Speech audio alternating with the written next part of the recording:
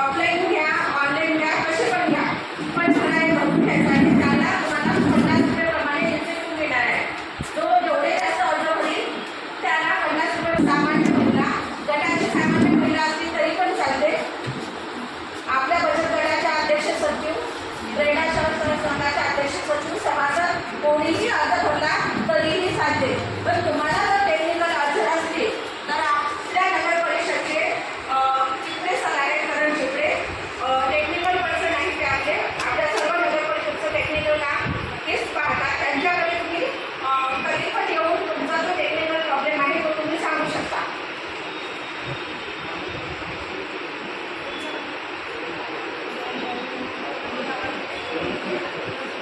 सरांचा नंबर लिहून घ्या.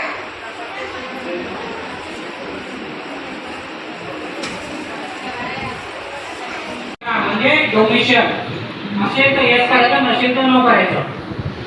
त्यानंतर काय, बँकेचे नाव, खातेधारकाचे नाव, अकाउंट नंबर, IFSC कोड, बरोबर आहे.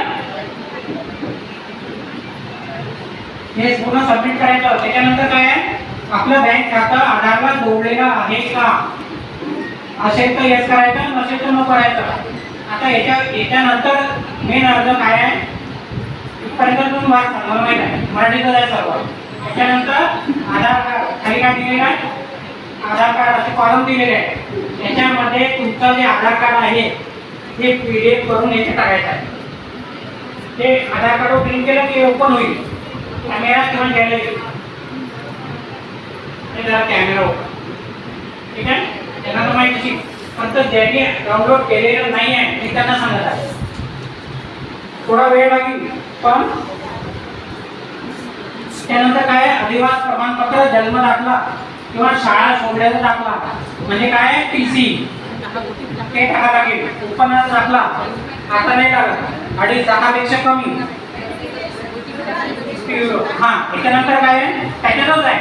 जर उत्पन्नाचा दाखला नसेल तर पिवळं राशन कार्ड किंवा केशरी ते पण टाकायचं. अर्जदाराचं हमीपत्र जे मागच्या पेजला आपण दिलेलं आहे ते हमीपत्राचे टाकायचं. बँकेचं पासबुक आणि महिलांचा जन्म परराज्यातील झाला आहे का, पतीचे कागदपत्र असेल तर यस करायचं, नसेल तर राहू द्यायचं.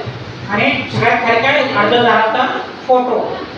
पासपोर्ट फोटो घेत नाही आहे, बरोबर आहे ना, घेते ना.